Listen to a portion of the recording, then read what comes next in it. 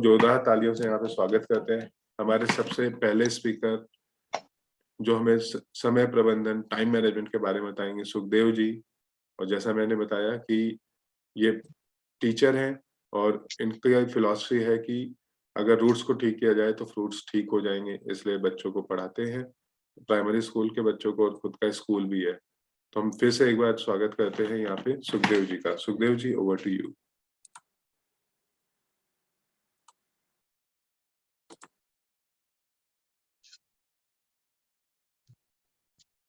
तो आज हम बात करेंगे टाइम के बारे में। तो हम देखते हैं कि हम में से सभी हर पल कहीं ना कहीं अपना समय बिताते रहते हैं। तो उसी के बारे में हम अपना आज बात करेंगे।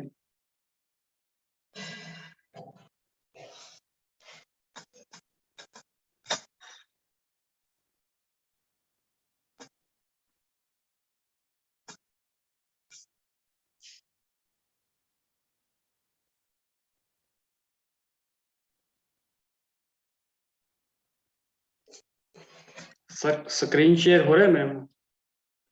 हाँ जी, हाँ जी, आपका स्क्रीन दिख रहा है। Okay sir, thank you.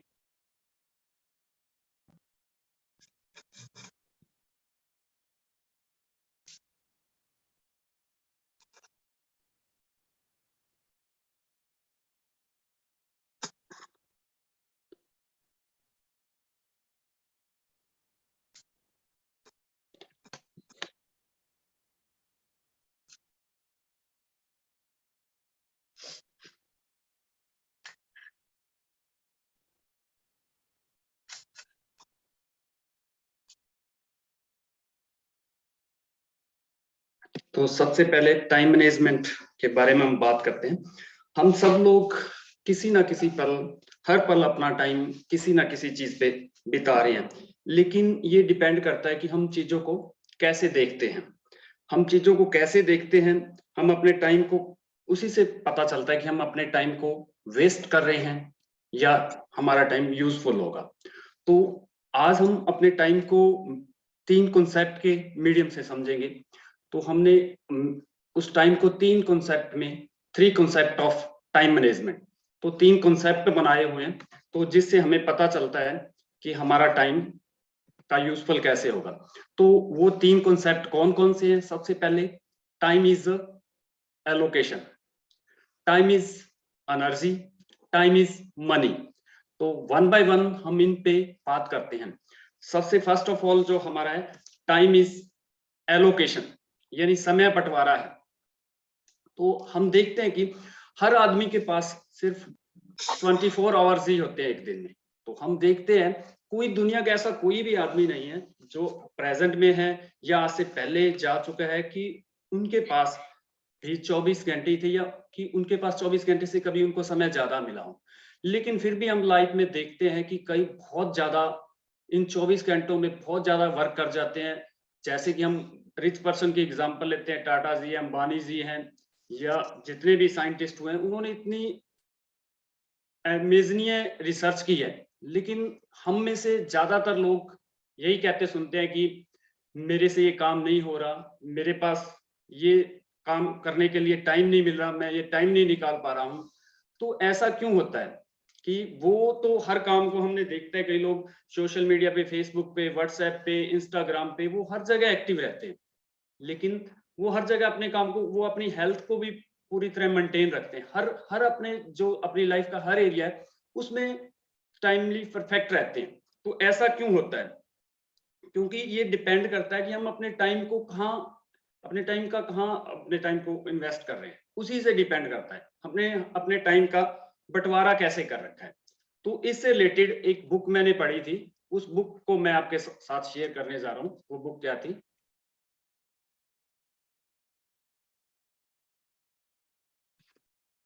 तो ये बुक है, यानी कि 7 habit of highly effective people. अगर आप में से, स्टीफन कॉवी की ये बुक है, अगर आप में से भी पढ़ी हो, तो इस बुक में एक बहुत ही माइंड ओपनिंग टाइम मैनेजमेंट के लिए उसने मॉडल के द्वारा टाइम को समझाया है। वो मॉडल क्या है, हम उससे समझने की कोशिश करते हैं कि अगर हम उसको समझ लें तो हमारे माइंड में अमेजिंग चेंज आएगा। तो वो उसने स्टीफन कॉवी ने इसमें अब टाइम मैनेजमेंट के लिए एक 4x4 का मैट्रिक्स बनाया है। 4x4 मैट्रिक्स के मीडियम से उसने बताया है कि हम अपने टाइम को कहाँ यूज कर रहे हैं और उसको कैसे मैनेज कर सकते हैं। जैसे इसके जो हॉरिजेंटल लाइन है उसने क्या किया कि इंपॉर्टेंट वर्क लिख लिए, इंपॉर्टेंट के लिए लाइन बना ली, और जो डाउन साइड में दे रखी वो अर्जेंट वर्क के लिए। तो उसने देखा कि कुछ हमारी लाइफ में अर्जेंसी होती है और कुछ वर्क इंपॉर्टेंट होते हैं। तो उन्होंने इसको डिवाइड कर दिया 4 में। जैसे फर्स्ट वाले जो फर्स्ट स्क्वायर है उसमें दिखाया हुआ है कि कुछ वर्क हमारे अर्जेंट भी होते हैं और इम्पोर्टेंट भी होते हैं। तो उन्होंने इसमें बताया है कि जो वर्क अर्जेंट और इम्पोर्टेंट है हमें वो तुरंत कर देने चाहिए, डू इट नाउ, वो काम हमें तुरंत कर देने चाहिए। तो इसमें जैसे इमरजेंसीज होती है या हमारी हेल्थ को लेकर है, मान लो हॉस्पिटलाइजेशन होना पड़ रहा है, किसी को हॉस्पिटल लेकर जाना, तो ये अर्जेंसी है। तो इन कामों को जैसे स्टीफन जी ने बताया कि तुरंत कर देना चाहिए, इनको डिले नहीं करना चाहिए। तो दूसरा जैसे स्क्वायर की और दूसरे स्क्वायर की ओर हम बढ़ते हैं, तो उसमें उसने बताया है कि वो काम इंपॉर्टेंट हैं लेकिन अर्जेंट नहीं है। तो हमने सोचना है कि वो कौन कौन से काम है जो इंपॉर्टेंट तो हैं लेकिन अर्जेंट नहीं है। तो इसमें ये आ सकता है कि इस स्क्वायर में कि जैसे हमने फ्यूचर गोल बना रखा है, हमने कुछ स्किल डेवलप करनी है, हमने अपने गोल के लिए कुछ एक्स्ट्रा गेन करना है, या हमने अपने फिजिकल हेल्थ को मेंटेन करना है, उसके लिए एक्सरसाइज करनी है। तो ये सारे इस स्क्वायर में सेकंड वाले में आ सकते हैं। तो इस वर्क को हमने उसने कहा कि आप शेड्यूल कर सकते हैं, ये हमें अर्जेंट नहीं होता कि हम तुरंत करें। तो थर्ड वन की ओर बढ़ते हैं। तो कुछ वर्क ऐसे होते हैं वो इंपॉर्टेंट होते हैं लेकिन अर्जेंट नहीं होते। तो स्टीफन जी ने बताया कि वो काम हम खुद ना करके हम आगे डेलीगेट कर सकते हैं। जैसे कि हम रोजमर्रा के हमारे काम होते हैं, हम बाजार से कुछ मार्केट से शॉपिंग करने के लिए जाते हैं, वेजिटेबल या सिलेंडर रिफिल करते हैं, बहुत से ऐसे वर्क होते हैं जिनको हम यानी कि डेलीगेट कर सकते हैं और किसी से करवा सकते हैं, खुद का टाइम हम सेव करने के लिए। तो अगर हम आगे बढ़ते हैं फोर्थ की और, तो इस फोर्थ से हमें क्या पता चलता है कि कुछ वर्क ऐसे हैं वो न तो अर्जेंट है न ही इंपॉर्टेंट है लेकिन फिर भी हम करते हैं। तो उसने स्टीफन ने बताया कि उन कामों को आप तुरंत ड्रॉप इट कर दीजिए, उनको करिए मत। तो वो कौन कौन से काम होते हैं, जैसे कि हम बहुत ज्यादा टीवी पे अपना टाइम कंज्यूम करते हैं, नेटफ्लिक्स देखते हैं या सोशल मीडिया पे बहुत ज्यादा बिजी रहते हैं, तो वो हमारा टाइम को बहुत ज्यादा कंज्यूम कर रहे हैं। तो अब हमने इस 4x4 मैट्रिक्स की हेल्प से हम देख सकते हैं कि हम अपना टाइम कहाँ सबसे ज्यादा दे रहे हैं, हमारा टाइम सबसे ज्यादा कहाँ कंज्यूम हो रहा है। तो अब इनमें से हम वर्क की हेल्प से समझे कि कौन कौन से वर्क है जो फर्स्ट में आते हैं और सेकंड स्क्वायर में आते हैं, थर्ड में आते हैं, फोर्थ में आते हैं, और हम अपने टाइम को कैसे सही यूज कर सकते हैं और सही यूज करके हम उसे आगे बढ़ सकते हैं। तो नेक्स्ट स्लाइड की ओर हम बढ़ते हैं। तो जैसे इस 4x4 मैट्रिक्स को अलग अलग नाम से दिया गया है, जैसे जो फर्स्ट वाले नाम को वो स्टीफन जी का कि ये क्राइसिस और प्रॉब्लम का ही स्क्वायर है, इसमें जो भी काम होते हैं वो क्राइसिस और प्रॉब्लम ही क्रिएट करते हैं। तो कहता हम में से जैसे इसमें प्रेसिंग प्रॉब्लम्स आ जाती है, डेडलाइन ड्राइवन प्रोजेक्ट होते हैं, तो वो ऐसे प्रोजेक्ट होते हैं जिनके लिए हमारे डेडलाइन दिया होता है। कहता हम में से बहुत सारे लोग इसी स्क्वायर में ही उलझे रह जाते हैं। ये स्क्वायर ऐसा है कि इसमें प्रॉब्लम आती है, हम उस प्रॉब्लम को सॉल्व करते हैं, फिर वो एक प्रॉब्लम और आ जाती है, ये प्रॉब्लम पे प्रॉब्लम आती रहती है। बहुत से लोग स्टीफन जी ने बताया कि इसी में उलझे रहते हैं, वो इससे आगे ही नहीं निकल पाते, और जो बचते हैं वो कहता है फोर्थ क्वाड्रेंट्स में ही रहते हैं, क्योंकि वो यूजलेस चीजों पे अपना टाइम व्यतीत करते रहते हैं। वो ना चाहते हुए भी वो ऐसे उलझ जाते हैं कि इन कामों को उन्हें पता भी फील भी होता है कि भी ये हमारे लिए यूजलेस चीज है, फिर भी वो लेकिन ये यूज करते रहते हैं, उनको किए जाते हैं, अपना टाइम उन पे ही व्यतीत करते रहते हैं। तो अगर जो सक्सेसफुल लोग हैं वो हमने देखना है वो अपना टाइम कहाँ अपने टाइम का यूज करते हैं, वो क्वाड्रेंट सेकंड में रहते हैं। क्वाड्रेंट सेकंड में क्या होता है कि कौन कौन से वर्क क्वाड्रेंट सेकंड में हम रखते हैं, कौन कौन से वर्क जो क्वाड्रेंट सेकंड में रहते हैं वो कौन कौन से वर्क करते हैं। प्रिवेंशन होगी, कैपेबिलिटी होगी, improvement, relationship building, recognise new opportunity और प्लानिंग एंड रिक्रिएशन, ये सारे वर्क वो करते हैं। तो लेकिन वो हम में से अधिकतर लोग क्या करते हैं, फर्स्ट क्वाड्रेंट में रहते हैं। वो देखते हैं अर्जेंसी क्या है, इंपॉर्टेंट क्या है, और लोगों को एक आनंद भी इसी से मिलता है, और लोगों को दिखता है कि भी ये काम कर रहे हैं। लेकिन जो सेकंड क्वाड्रेंट है वो दिखते नहीं है, उनकी वो इंपॉर्टेंट नहीं, सबसे वास्तव में हमारी लाइफ में सबसे ज्यादा इंपॉर्टेंट रहते हैं। फॉर एग्जाम्पल हम देखते हैं हमने कि इन फ्यूचर हमने कुछ नया बिजनेस शुरू करना है, हमने कुछ नया, तो उसके लिए हमें स्किल डेवलपमेंट की चाहिए। तो लेकिन अगर स्किल डेवलपमेंट होगी तभी हम ग्रो कर पाएंगे। तो जो सक्सेसफुल, जितने भी सक्सेसफुल लोग हुए हैं, वो अपना सबसे ज्यादा टाइम यानी कि सेकंड क्वाड्रेंट में ही बिताते हैं। तो अब हमने देखना है कि हम कहाँ स्टैंड करते हैं, किस किस हमारा जो टाइम है वो किस क्वाड्रेंट में सबसे ज्यादा जा रहा है, ताकि हम आगे बढ़ सके, अपने टाइम को मैनेज करके, अपने टाइम को देख के किस क्वाड्रेंट में हमारा टाइम यूज होता है। सेकंड था हमारा टाइम इज एनर्जी, यानी कि टाइम एनर्जी है। तो ये कैसे है, एनर्जी को भी हम फिजिकल एनर्जी, इमोशनल एनर्जी और मेंटल एनर्जी और स्पिरिचुअल एनर्जी 4 पार्ट में हम डिवाइड कर सकते हैं। फिजिकल एनर्जी के लिए हम क्या कर सकते हैं, क्योंकि जब हमारी एनर्जी मैक्सिमाइज होगी तो हमने देखना है कि हम अपनी एनर्जी को मैक्सिमाइज कैसे करते हैं, तभी हम अपने टाइम का सही यूज कर पाएंगे। तो फिजिकल एनर्जी के लिए हमने देखना है कि हम क्या करते हैं, एक्सरसाइज करते हैं, मॉर्निंग वॉक करते हैं, हम क्या खाते हैं, कब खाते हैं और कितना खाते हैं। तो ये इससे डिपेंड होता है कि हमारी फिजिकल एनर्जी मैक्सिमाइज रहेगी या नहीं।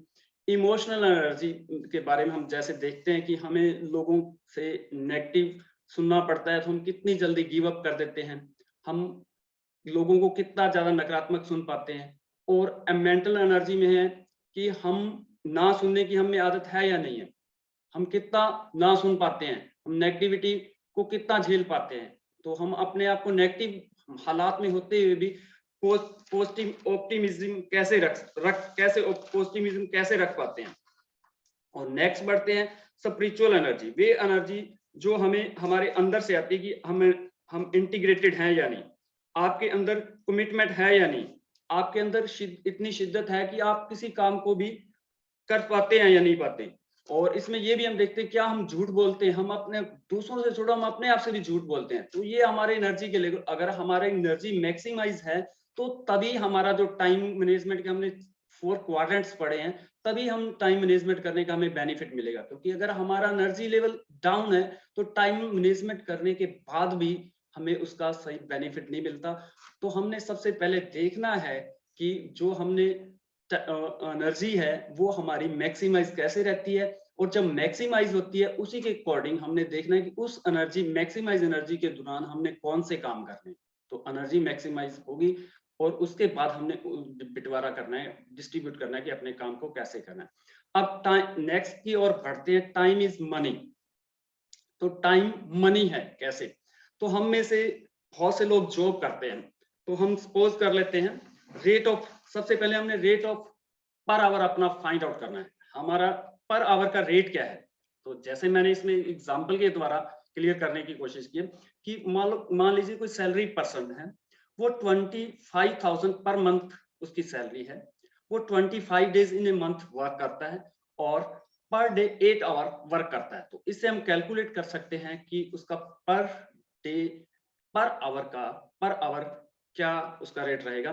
तो जैसे इसमें हम कैलकुलेट करते हैं तो उसका पर आवर का रेट आता है 125 रुपीज, यानी उसकी 1 घंटे की वैल्यू है 125 रुपए है। तो अब हमने देखना कि बहुत से लोग क्या करते हैं कि मान लीजिए नेटफ्लिक्स देख रहे हैं या सोशल मीडिया का यूज करें फेसबुक पे, वो डेली 2 आवर्स अपना स्पेंड कर रहे हैं टाइम उस पे, सोशल मीडिया पे या नेटफ्लिक्स या टीवी पे। तो वो कितना वेस्ट कर रहे हैं, मनी का कितना वेस्ट कर रहे हैं। तो इसको अब हम कैलकुलेट करने की कोशिश करते हैं। अगर 125 पर आवर्स का उसका वैल्यू है तो वो पर डे 2 आवर्स नेटफ्लिक्स पे बिता रहा है। तो हम इसको कैलकुलेट करते हैं कि वो कितना अपना वेस्टेज कर रहे हैं। 2 आवर वाचिंग पर डे, तो 125 पर डे का उसका पर आवर का वैल्यू है। अगर हम इसको कैलकुलेट इनटू 2 कर देते हैं, 2 आवर पर डे देख रहे हैं और 30 डे देख रहे हैं, तो हमने ये कैलकुलेशन के देखते हैं कि 7,500 रुपीज 1 मंथ का वो उसका उस पे वो खर्च कर रहा है, प्लस सब्सक्रिप्शन चार्जेस है 500 रुपए, तो वो टोटल हो गया 8,000 पर मंथ। 8,000 पर मंथ वो अपने मनी का वेस्ट कर रहा है। अगर हम इसे कैलकुलेट करें आगे पूरे ईयर का, तो अगर हम इस 12 से मल्टीप्लाई कर देते हैं तो 96,000 इन ए ईयर वो वेस्ट कर रहा है मनी। ऐसे ही हम और बढ़ते जाए 10 ईयर का कर ले, कितने टाइम से वो इन पे यूज कर रहा है, तो हमें पता चल जाएगा कि हम अपना कितनी मनी वेस्ट करें, क्योंकि टाइम इज इक्वल मनी, क्योंकि हम टाइम इक्वल मनी के हैं। तो इससे हम ये सीख सकते हैं। अब आगे अपने गोल को अचीव करने के लिए देखते हैं कि हमारे पास एवरेज मान के चलते हैं कि 100 ईयर हमारी लाइफ कैलकुलेट करके चलते हैं, तो हमारे पास टोटल डेज हैं लाइफ के 36,500। मान लीजिए किसी की एज 40 ईयर्स हो चुकी है, तो उसने अपनी एज के 14,600 डेज यानी 14,600 दिन पास आउट हो चुके हैं, जा चुके हैं। अब उसको गोल प्राप्ति के लिए कितने दिन बचे हैं वो हमने देखना है। 21,900 दिन उसके पास बचे हैं। अगर उसकी एज 40 साल है तो इसको हमने कैसे डिस्ट्रीब्यूट करना है, कैसे इनका बंटवारा करना है कि हम सही अपना जो गोल हमने डिसाइड किया उनको प्राप्त कर सकें। तो ये हमारे पास दिन बचे हैं। तो इसी के साथ मैं यहाँ अपनी वाणी को विराम देता हूँ और एक ये छोटी सी कोटेशन पढ़ने के साथ अपनी वाणी को विराम देना चाहूंगा। समय आपके पास जीवन का सिक्का है, यह आपके पास मौजूद इकलौता सिक्का है और सिर्फ आप ही यह तय कर सकते हैं इसे कैसे खर्च किया जाए। सतर्क रहें वरना आपकी बजाय दूसरे लोग इसे खर्च कर देंगे। Thank you and have a nice day. Kishore ji, अगर आप हमें सुन पा रहे हैं तो यस सर। आप बात कीजिएगा बेनिफिट्स ऑफ बुक रीडिंग के ऊपर। जी, थैंक यू सर। तो चलिए over to you Kishore ji, thank you.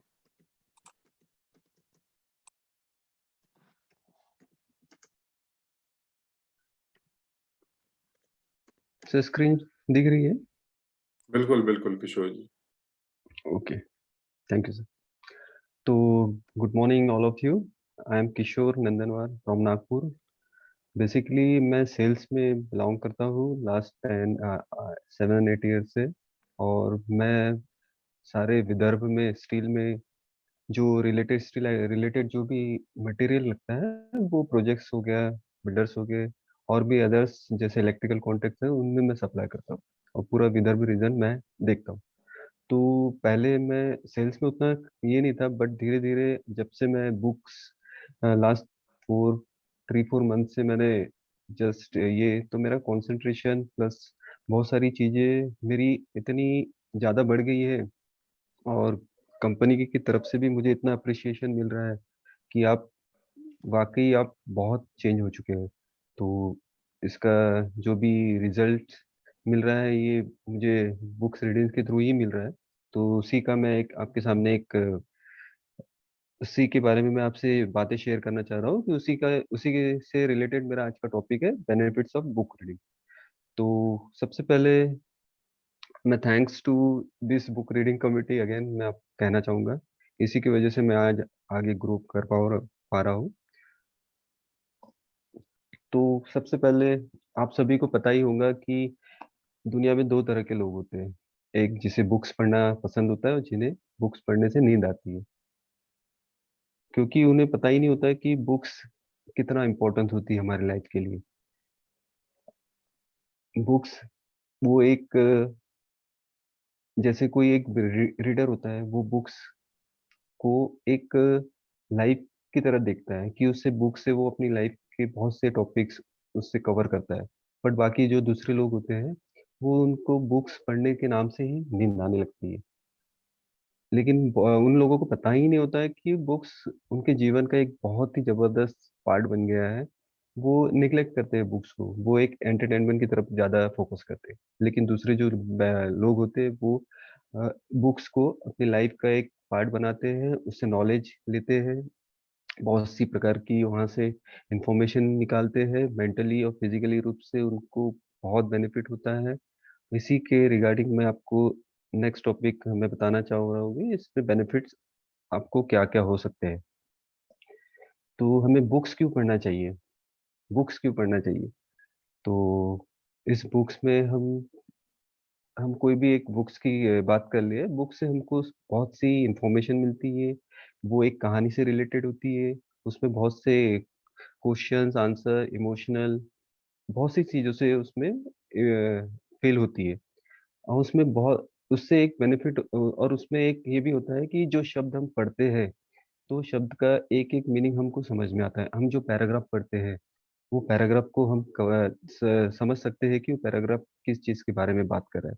और वहाँ हमको एक एक बुक जो काल्पनिक कहानी बताते हैं, उसके बारे में भी हमको जानकारी मिलती है और आप अपने हेल्थ से रिलेटेड भी हम वो बहुत सी चीज़ें हम हेल्थ को अच्छे करने के लिए भी बुक से हम पढ़ सकते हैं। तो ये हमारे बुक से निश्चित रूप से हमको ये बेनिफिट हो सकता है। तो उसके रीज़न क्या-क्या हो सकते हैं पढ़ने के? जैसे हम नॉलेज नॉलेज बहुत सा नॉलेज हम वहाँ से प्राप्त कर सकते हैं, गेन कर सकते हैं। उसके बाद कोई टाइम स्पेंड करने के लिए बुक्स रीड कर सकता है और कोई किसी बात को भुलाने के लिए, कोई बहुत सी चीज़ों के लिए डिप्रेस में है, बहुत सारी चीज़ें उसको टेंशन है, तो उस चीज़ को भुलाने के लिए भी वो बुक्स को रीड कर सकता है। कोई टेंशन में है और खुद को ब्रेन को बिज़ी रखने के लिए भी हम उस बुक्स को रीड कर सकते हैं। और देखें तो फिज़िकल हेल्थ में स्पेशली ये बहुत ही हमको इम्पोर्टेंस देती है और हेल्थी हैबिट्स और पर्सनल एंटरटेनमेंट, ये भी इस चीज़ के लिए हम बुक्स को रीड कर सकते हैं। तो यहाँ सबसे पहले मैं बताना चाहूँगा अल्ज़ाइमर एंड डायमेंटिया से ये बचाता है। अल्ज़ाइमर मतलब ये एक याददाश्त जो होती है लोगों की, वो भूल जाते हैं बहुत से लोग। किसी भी कोई भी चीज़ का वो डिसीज़न नहीं ले सकते हैं। और जो डायमेंटिया होता है वो हमारे जो दिमाग का जो प्रोग्रेसिव है वो रोक देता है। तो इससे क्या होता है कि हम जब बुक रीड करते हैं तो ये दिमाग में हमारे ये एक प्रकार से एनर्जी देता है, जिससे कि ये 2 चीज़ें से हम अपना मेंटली रूप से हम इस चीज़ को ब्रेन एक्टिवेट करके हम उस चीज़ को जैसे कोई याददाश्त जल्दी ही भूल जाता है, तो उसको हम अपने हिसाब से उस बॉडी को स्ट्रॉन्ग करके वो एक्सरसाइज होता है, जिससे कि बुक्स हम जब जब पढ़ते हैं तो हमारा ब्रेन एक्टिवेट होता है और ब्रेन एक्टिवेट होने के साथ-साथ हमारी याददाश्त बढ़ती है और हम बहुत सी चीज़ों को याद कर सकते हैं। उसके बाद सेकंड है तनाव से बचाता है मतलब रिड्यूस स्ट्रेस। हाँ, हम सभी को तो पता है कि आज की लाइफ में बहुत से लोगों को प्रॉब्लम्स आती है। बहुत सारे लोग यानी हर कोई यहाँ स्ट्रेस में चल रहा है। लेकिन ऐसे भी लोग हैं जो स्ट्रेस में काम करते हैं और स्ट्रेस में काम करते समय वो अपनी पसंद की कोई भी बुक रीड करते हैं, जिससे वो उनका स्ट्रेस कम भी होता है और जैसे आप भी अगर आप कोई भी स्ट्रेस में हो तो आप भी अपनी कोई भी एक बुक पढ़ के आप उस स्ट्रेस को दूर कर सकते हो। यहाँ थर्ड पॉइंट है नॉलेज इंक्रीज होता है। यहाँ हम बुक्स की बात किए तो बुक से बहुत सारा नॉलेज तो मिलता ही है, वो सबको पता है। बुक्स पढ़ने का सबसे अच्छा फ़ायदा ये है कि आपका नॉलेज बढ़ता है। आपके पास जितना ज़्यादा नॉलेज होगा, आप लोगों की चुनौतियों का सामना कर सकेंगे। क्योंकि कोई नहीं जानता कि कहाँ आपको किसकी चुनौती का सामना करना पड़े। इसके अलावा एक सही और गलत डिसीज़न भी आप उस समय ले सकते हो। ये हमको नॉलेज के थ्रू हम वो कर सकते हैं। फिर यहाँ हम नेक्स्ट पॉइंट है मेमोरी बूस्टर। आपको तो पता है हम सभी को अपने जीवन में बहुत सी चीज़ें देखते हैं और पढ़ते भी हैं, लेकिन सभी को याद नहीं रख सकते। लेकिन जैसे-जैसे हम बुक्स रीड करते हैं, तो हमारी मेमोरी अच्छी और स्ट्रॉन्ग होती है और छोटी-छोटी चीज़ों को याद करने में भी हमें बहुत हेल्पफुल होती है। नेक्स्ट है focus, increase focus and concentration power. अ, आज देखें कि बहुत से लोग कंसंट्रेशन नहीं कर पाते। उनका फ़ोकस तुरंत ही हट जाता है। जैसे कि हम अगर आज की दुनिया में हमारा भी हम देखते हैं कि बहुत से लोग कंसंट्रेट नहीं करते क्योंकि हर हर दिन बहुत से ऐसे काम करते हैं। काम के साथ-साथ हर दिन 5 मिनट में वो कभी फ़ेसबुक देखते हैं, व्हाट्सएप, ईमेल चेक करते हैं। इस तरह से उनका कंसंट्रेशन होता नहीं है। लेकिन जब हम एक बुक को रीड करना स्टार्ट करते हैं, तो हमारा पूरा कंसंट्रेशन उस कहानी, उस पैराग्राफ, उस शब्द को करता है, जिससे कि हमारा कंसंट्रेशन बढ़ता है और हमारी क्षमता धीरे-धीरे फोकस की बढ़ती इंक्रीज़ होती है। यहाँ पे बिल्ड सेल्फ कॉन्फिडेंस, यहाँ हमारा सेल्फ कॉन्फिडेंस बहुत ज़्यादा बिल्ड होता है, जैसे कि मेरा हुआ है। जब भी हम बुक्स रीड करते हैं तो हमें नई नई चीजें सीखने को मिलती है जो हमारे जीवन में हम हमारे जीवन में चल रही है या हम उससे रिलेट कर सकते हैं। और बहुत सी चीजें हमको सीखने के अलावा उसकी फीलिंग्स भी हमको समझ में आती है, जिससे कि हम हमारा हाँ कौन सेल्फ कॉन्फिडेंस बढ़ता है। ये इसमें भी ये बुक्स जब जब रीड करते हैं तो इसमें हमको इसमें हेल्प करता है। यहाँ सबसे अच्छी है नींद, यानी गुड स्लीप। यानी गुड स्लीप वाली वो नहीं जो आराम से सोने वाली। यहाँ हम क्या आप जानते हैं कि बुक्स रीडिंग आपके नींद में भी हेल्प करता है। इसका मतलब ये नहीं कि आपको सो जाने में हेल्प करता है, लेकिन जब आप कोई बुक रीड करते हो तो आपके ब्रेन को टायर्ड कर देता है और जो आपको डीप एंड पीसफुल स्लीप में हेल्प करता है। इसलिए अगर आपको अच्छी नींद लेनी है तो सोने से पहले बुक रीड जरूर करना चाहिए। जैसे कि हम रात को बुक रीडिंग कम्युनिटी में हम अच्छी जानकारी लेके लेते हैं तो अच्छी नींद भी हमको रिलैक्स होके आती है। उसके बाद इंक्रीज राइटिंग स्किल। यहाँ सबसे हमको पढ़ने के साथ साथ हमारी राइटिंग स्किल में भी बहुत सी सुधार होती है। जैसे कि यहाँ बताएंगे कि यहाँ बहुत सी डिक्शनरी होती है जो कुछ कुछ शब्द होते हैं जिसका हमको मतलब नहीं समझता, बट जैसे जैसे हम पढ़ते हैं उसके बारे में पता होता है तो हमको एक एक चीजों के बारे में उस शब्द के बारे में बहुत ही हमको उसका इम्पोर्टेंस पता चलता है कि ये शब्द का मतलब क्या होता है। इससे भी हमको बुक रीडिंग से ही हमको हेल्प मिलती है। और मेंटल रिलैक्स, यहाँ हम मानसिक शांति बोल सकते हैं। बहुत से लोग अपनी मानसिक शांति के लिए अपनी मनपसंद बुक को रीड करते हैं, लेकिन बहुत से लोगों को ये मानना भी है कि बुक रीड करने से पहले आपको सिचुएशन से निकलने में हेल्प मिलती है। यानी कि आप कोई भी सिचुएशन में हो लेकिन आप उस समय अगर बुक्स रीड करते हो तो आप उस सिचुएशन से निकलते हैं, क्योंकि आप बुक्स में जो बुक्स पढ़ते हैं तो उससे आपका जो जो उस कहानी के माध्यम से आप उसमें डूब जाते हो तो आपका जो मेंटल जो रिलैक्स होता है वो उससे आपको शांति मिलती है। उसमें आपको बहुत ही बेनिफिट मिलता है। और एक एंटरटेनमेंट के थ्रू भी आप इस बुक को रीड कर सकते हैं। जैसे कोई बहुत सी बुक्स ऐसी आती है जो एंटरटेनमेंट का लिए भी बनी हुई है और कम पैसे में मनोरंजन करना चाहते हैं तो बुक्स को रीड करना अपना कर सकते हैं। और इससे कंक्लूजन ये निकलता है कि बुक्स पढ़ने के फायदे के बारे में बताया है जिनको पढ़कर आप सच में कर रहे थे हमारे लिए बुक पढ़ना कितना इम्पोर्टेंट है। अगर आप जो पिछले पॉइंट्स को आपने सभी ने देखा होगा तो कितना इम्पोर्टेंस है ये हमारी लाइफ के लिए, कितना बेनिफिशियल है। जिससे कि मैं खुद का एग्जांपल देना चाहता हूँ कि मैं बहुत कुछ यहाँ बुक्स से पहले तो मुझे बुक्स नहीं पढ़ना आता था, बट धीरे धीरे जब से मैं 3-4 महीने से तो सच में मैं खुद में बहुत ज़्यादा अपडेट हुआ हूँ। और इसी की वजह से मैं आप सभी को सजेस्ट करता हूँ, और हमारे ग्रुप में तो ऑलरेडी सभी बुक रीडर ही है तो वो खुद में भी अपना डेवलपमेंट ला रहे हैं। तो यही मेरा लास्ट का टॉपिक था। Thank you sir.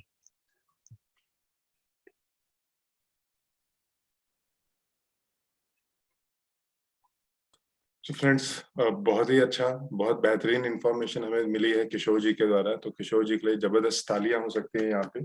सभी लोग डिजिटल प्लेटफॉर्म पे उनके लिए एक वंडरफुल क्लैप करें कि उन्होंने बुक रीडिंग में वो कितना अच्छे से समराइज किया कि क्या क्या बेनिफिट हो सकते हैं। तो थैंक यू आप लोग यहाँ पे अपनी एक एक लर्निंग भी डाल सकते हैं कि आपके लिए बुक रीडिंग का क्या बेनिफिट है, आप इसको भी डाल दीजिएगा।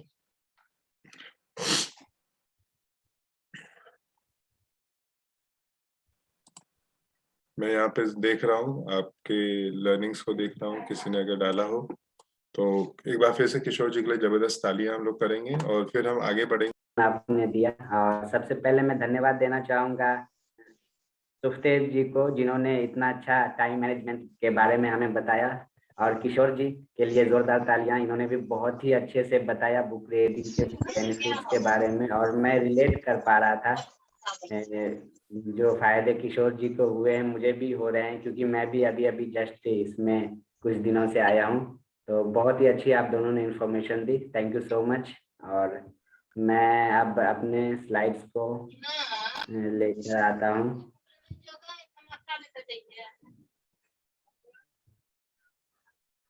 Just second.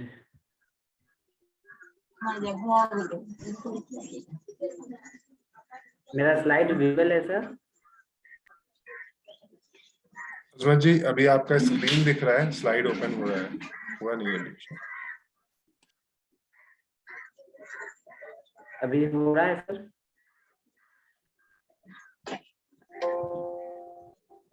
दिख रहा है ओपन सर? हो रहा है अभी। ओपन हो रहा है sir. Okay, now it's clear. तो थैंक यू सो मच। अभी दिख रहा है सर? हैप्पी टू हेल्प लिख के आ रहा है क्या? प्लीज थोड़ा मुझे कंफर्म करेंगे तो। दिख रहा है Azmat. Okay okay, thank you so much. तो हमारा जो टॉपिक है, how to achieve your fitness goal. अच्छी बात है कि आप सभी ने इंटरेस्ट लिया और मुझे बोला, और ये फर्स्ट टाइम मैं यहाँ पे प्रेजेंट कर रहा हूँ, तो मुझे बहुत ही खुशी हो रही है कि मैं आप लोगों की हेल्प कर पाऊंगा इसमें। तो आगे हम बढ़ते हैं। तो एक 9 पॉइंट चेकलिस्ट है जो आप सभी को चेक करना है कि आप कितने हेल्दी हैं। तो इसमें आप सभी प्लीज अपना स्कोर जरूर दीजिएगा। अगर आप 9 में से 9 पॉइंट लाते हैं तो आप परफेक्ट हेल्थ पे हैं, और अगर 7 से 8 पॉइंट आता है तो आप एक एवरेज हेल्थ को रिप्रेजेंट कर रहे हैं, और अगर 5 to 6 पॉइंट आपको आ रहे हैं तो आप एक पुअर हेल्थ पे जो है रिप्रेजेंट कर रहे हैं। तो थोड़ा सा यहाँ पे मैं आपको एक्सप्लेन करूँ।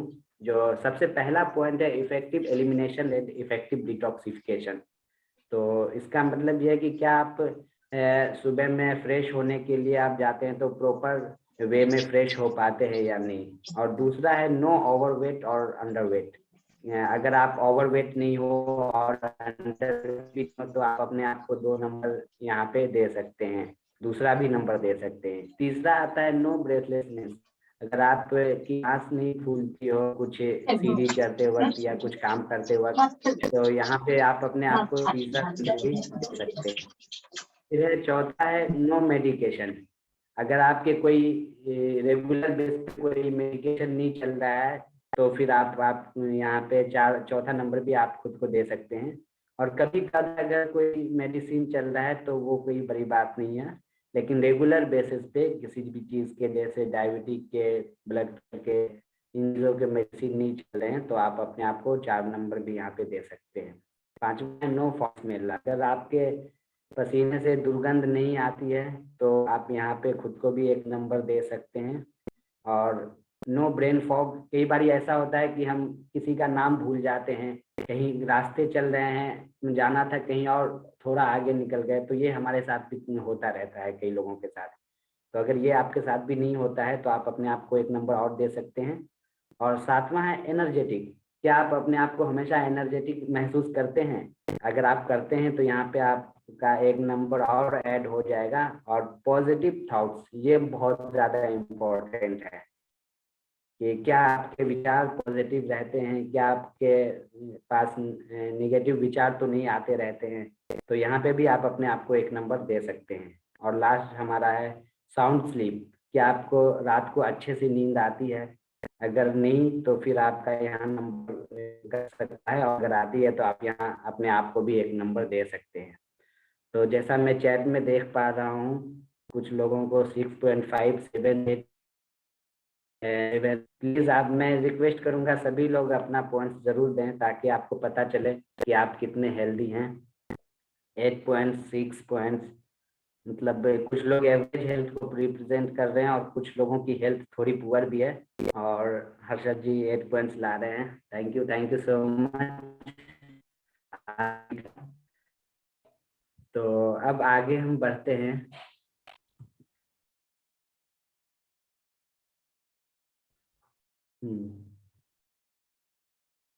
थोड़ा सा स्लो चल रहा है।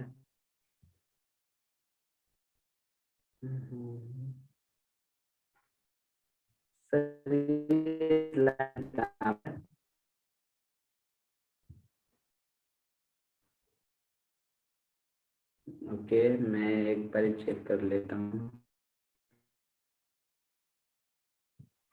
थोड़ा हेल्प करेंगे प्लीज सर, मेरे स्लाइड्स में। आप मुझे शेयर कीजिएगा, मैं यहाँ से स्क्रीन शेयर कर दूंगा। अगर आप मुझे सेंड कर देंगे तो मैं शेयर कर देता हूँ। मैं दोबारा से ट्राई करता हूँ सर यहाँ पे।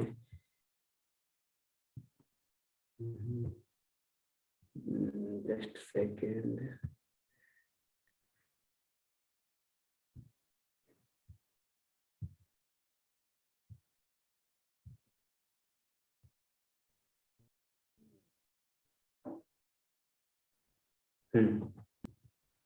चलिए अब आते हैं ओबेसिटी की तरफ सर, क्योंकि अक्सर जो हमारा हेल्थ खराब होता है, बहुत सारे लोगों को ओबेसिटी की समस्या होती है। ओबेसिटी खुद कोई बीमारी नहीं है, लेकिन इसके होने से कई तरह की बीमारियां जो है वो होने की संभावना रहती है, जिसमें टाइप 2 डायबिटीज है, हाइपरटेंशन है, लिवर डिजीज, रिप्रोडक्टिव डिसऑर्डर्स, ये आजकल बहुत ही ज्यादा चल रहा है लोगों में। जहाँ लोगों को, नए दंपति को पेरेंट्स बनने में इशू आते हैं। आजकल देख रहे हैं हम सभी लोग, कई सारे आईवीएफ सेंटर्स ओपन हैं। आजकल छोटे छोटे शहरों में भी आईवीएफ सेंटर ओपन हो गए हैं, जहाँ पहले हम लोगों को, बहुत लोगों को पता भी नहीं होता था कि आईवीएफ क्या होता है, लेकिन आज हर जगह आईवीएफ सेंटर्स जो है ओपन हो रहे हैं। ये भी ओबेसिटी का एक बहुत बड़ा कारण है। हार्ट डिजीज, हार्ट डिजीज जो है ओबेसिटी की वजह से आता है। मूड डिसऑर्डर्स होता है, आदमी के मूड जो है कई बार डिस्टर्ब होते रहते हैं, और कैंसर रिस्क भी जो है बढ़ा हुआ रहता है। तो ये सारी चीजें हैं जो ओबेसिटी की वजह से अक्सर लोगों को मतलब होने की संभावना रहती है और होती है। और हेल्थ के पीछे का हमारा मेन कारण क्या है? जो लोग अनहेल्दी हो रहे हैं, उसके पीछे का जो मेन रीजन है वो ये 3 है। आवर माइंडसेट, सबसे पहला है हमारा माइंडसेट। अब लोग कहेंगे कि माइंडसेट कैसे है, तो मैं थोड़ा सा एक्सप्लेन करूं। कई लोगों को ये होता है कि अरे यार, मैं तो मीठा नहीं छोड़ सकता, चाहे कुछ भी हो जाए मुझसे मीठा नहीं छोड़ा जाएगा। कुछ लोगों को ये माइंडसेट होता है। ऐसा नहीं है कि वो नहीं कर सकते, वो कर सकते हैं, लेकिन वो अपना माइंडसेट ऐसा बना रखे हैं। फिर कुछ लोग ये बोलते हैं चाहे कुछ भी हो जाए मुझसे मॉर्निंग वॉक नहीं हो सकता, मैं फिजिकल वर्कआउट कर ही नहीं सकता हूँ, क्योंकि मेरे से होगा ही नहीं। जबकि ऐसा नहीं है वो नहीं कर सकते। तो ये हमारा माइंड सेट। दूसरा आवर लाइफस्टाइल, हमारी लाइफस्टाइल बहुत ही आजकल जो है मतलब अच्छी नहीं रही है। बहुत सारे लोग जो है टाइम पे लंच नहीं करते, टाइम पे ब्रेकफास्ट नहीं करते, टाइम पे डिनर नहीं करते, और जो है फिजिकल वर्कआउट तो बिल्कुल भी नहीं है। तो ये हमारा लाइफस्टाइल भी जो है बहुत बड़ा रोल प्ले कर रहा है हमारे फिटनेस में। अजमल और से तीसरा है स्क्रीन हमारा अजमल से ईटिंग स्क्रीन हैबिट। आपका है ना, हैप्पी टू हेल्प पे ही है। अगर आप शेयर करें तो बाकी लोगों के लिए अच्छा होगा। अच्छा, हैप्पी टू हेल्प पे ही है। हाँ जी, हाँ जी।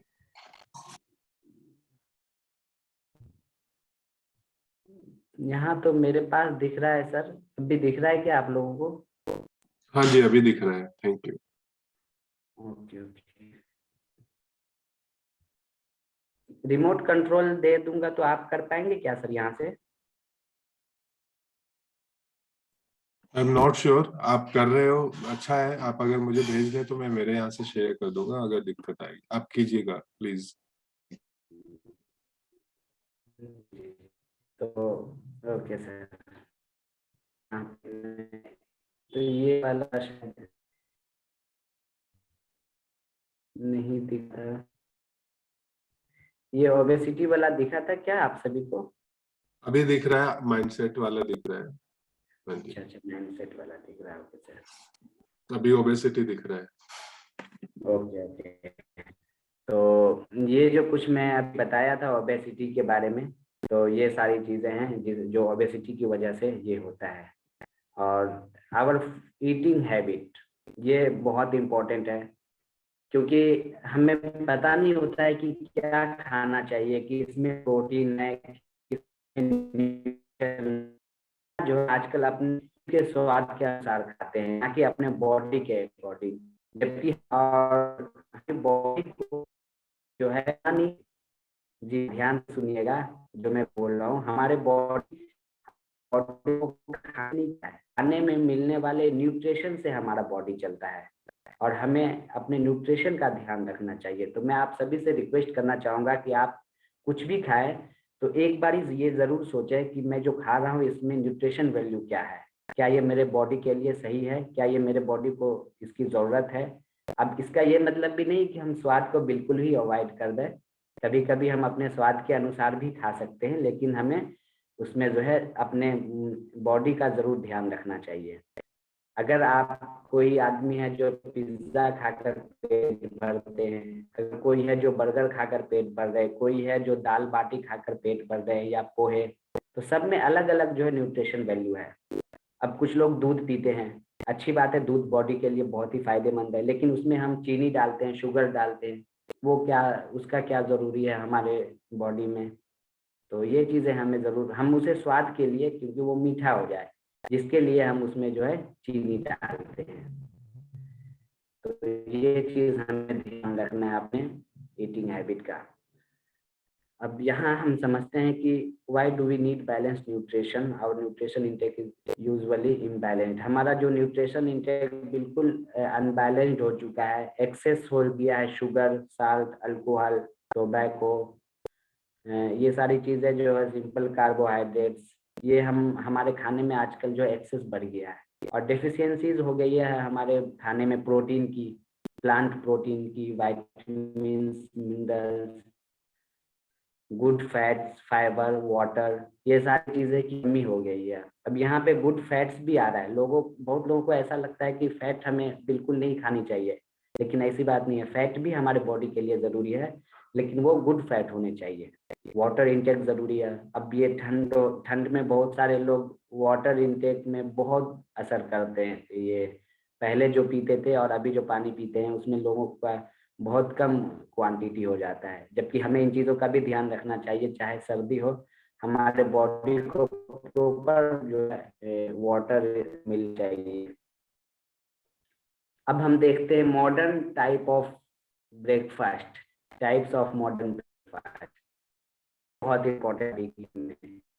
बहुत सारे लोग बेस्ड ब्रेकफास्ट लेते हैं, जो खाने में पराठा, पोहा और समोसा, चौड़ी, ये सारी हम लोग ब्रेकफास्ट में लेते हैं। और so called balanced breakfast that still has excess carbs. आजकल जो है बहुत सारे मॉडर्न ब्रेकफास्ट आ गए हैं, पीनट बटर्स और फिर ब्रेड्स वगैरह, तो हमें इसमें भी ध्यान रखना चाहिए, इसमें भी जो है कार्ब्स की एक्सेस मात्रा में ही पाए जाते हैं। तो और बहुत, एक तो सबसे बड़ी बात है नो ब्रेकफास्ट। बहुत सारे ऐसे कैटेगरी के भी लोग हैं जिनका ब्रेकफास्ट होता ही नहीं है, वो सीधा ही लंच करते हैं। सुबह उठ के, सुबह 10 बजे 11 बजे सोकर उठेंगे और फिर भागा भागी में ऑफिस जाएंगे या जो भी उनका शेड्यूल है, वो ब्रेकफास्ट बिल्कुल ही स्किप कर देते हैं, जो बहुत ही ये जो है बैड हैबिट्स है, नो ब्रेकफास्ट वाला। तो ब्रेकफास्ट में हमें ये ध्यान देना चाहिए, पहले तो हमारा ब्रेकफास्ट बिल्कुल टाइम पे हो और हेल्दी ब्रेकफास्ट हो, जिसमें हमारे सारे न्यूट्रिशन जो है अवेलेबल हो। तो ये चीजें बहुत ज्यादा जरूरी है। पहले ये था कि an apple a day keeps the doctor, लेकिन अब ऐसा नहीं रह गया है।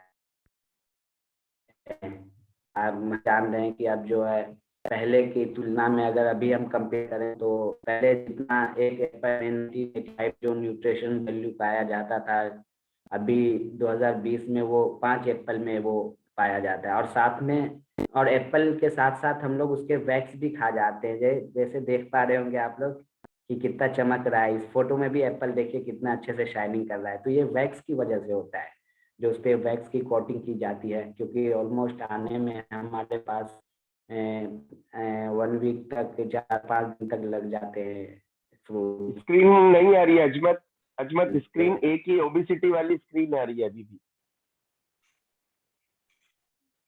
अच्छा, एक सेकेंड, पता नहीं क्या अभी आई इश्यू है, चल रहा आ गया एप्पल आ गया। 5 आ गए, 5 आ गए, है तो ज्यादा यहाँ पर।